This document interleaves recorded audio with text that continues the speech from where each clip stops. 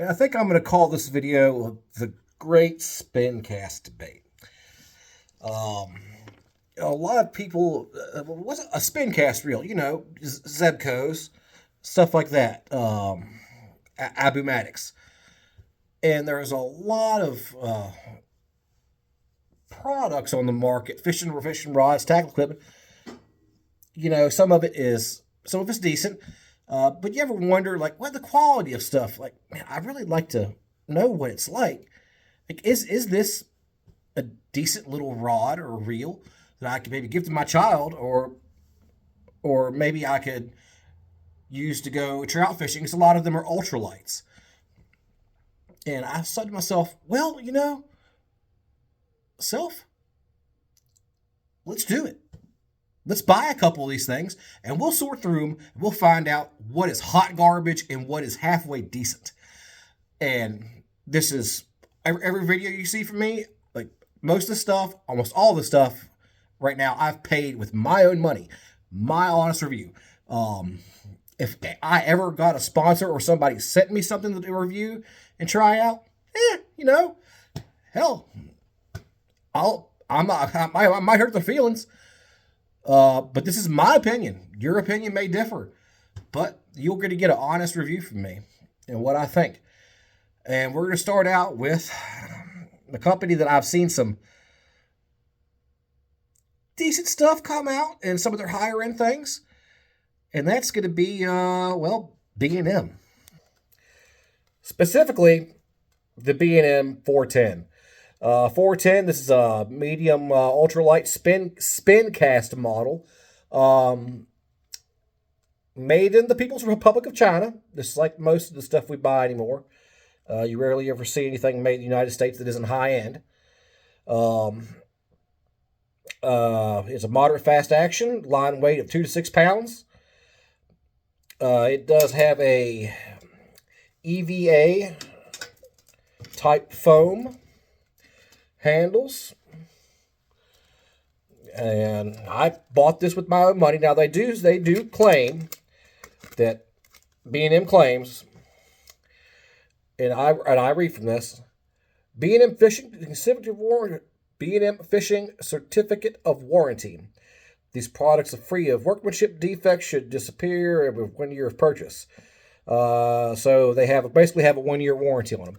Now, like some of their catfish rods, like the Silver Cat stuff, I think they have a lifetime warranty on those. I may be wrong. If I'm wrong, please correct me. But this doesn't lie. It has a 1 year warranty on it.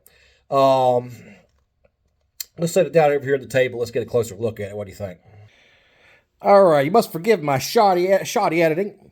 You know, taking this all videos, taken with my phone. I don't have a high-end camera system. You're not going to see a lot of fancy, creative over-editing with me. This is the rod. It does have a little trigger guard on it. It has a common little plastic knurled reel seat. Nothing fancy. Biggest thing I noticed with this is the eyelets. It claims to be of a one-piece fiberglass construction. Okay, that's your price point right there, because this thing is about $12. It was $11.90 with tax at Walmart. Not on sale, regular price. So fiberglass construction, not graphite. That's going to be some of your cost savings. Ceramic insert guides. Now, it does have, if you can see, if I can get it in focus, 1 second here. It does have ceramic insert guides on it. Now, it has, let me see here, 1, 2, 3, 4, 5 guides. It has 6 guides. And the inserts might be ceramic. The outer pinta appears to be of a plastic construction. So that's going to be your failure point.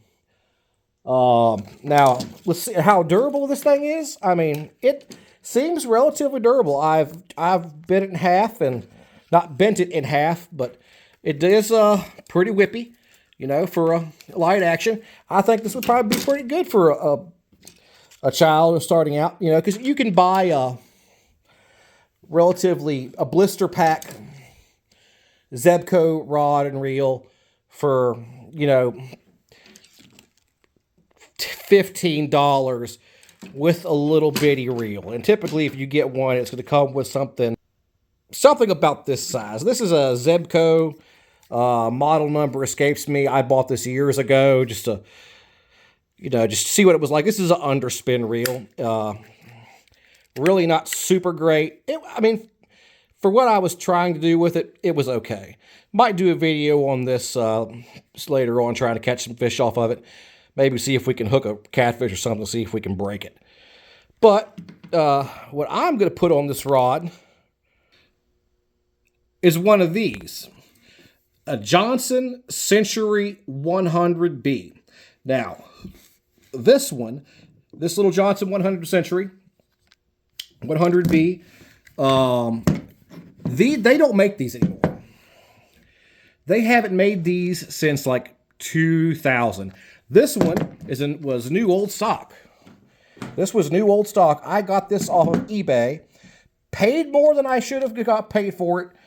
But they haven't made these since 1996. This is what I cut my teeth on when I was a child. And the shinier, prettier one that I got bamboozled on eBay,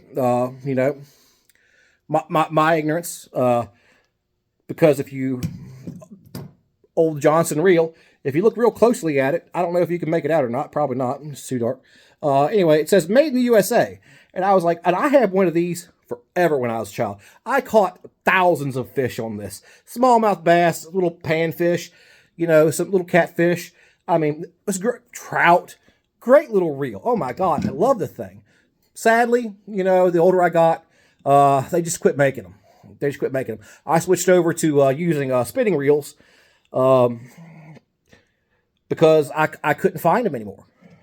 And then I saw this little thing. I said, wow, it has two handles on it. It's like, it has to be, it was in a blister pack.